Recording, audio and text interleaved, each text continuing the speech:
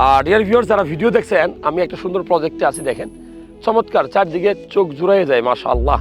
তো আমি একটা বিষয় দেখাই আপনাদেরকে, দেখেন যে আমরা খাবার নিয়ে কথা বলি, ঔষধকে না বলি।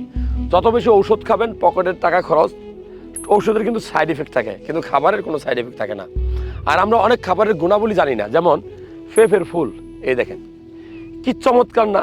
এই দেখেন ওই একটা গাছ, এই একটা গাছ, এই গাছে কিন্তু ফুল, শুধু ফুলই ধরবে, এটা মর্দা মানে পুরুষ।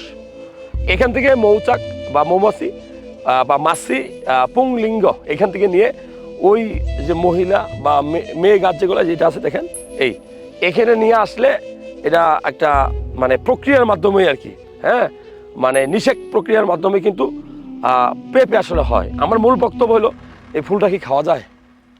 অবশ্যই অবশ্যই অবশ্যই। এই ফুলটা এত মজাদার এবং স্যুপ করে খাওয়া যায়।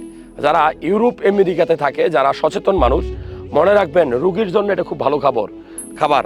যাদের শুক্রাণুর কোয়ালিটি খুবই খারাপ, অর্থাৎ স্পার্ম কাউন্ট কমে গেছে, অলিগোস্পার্মিয়া, মনে রাখবেন তারা কিন্তু এই খাবারগুলো খায়। এটা রোগীর একটা ভালো পথ্য খাবার, কিন্তু আমাদের দেশে এই ফুলগুলো যেন পড়তেছে, কেউ কিন্তু খাবে না।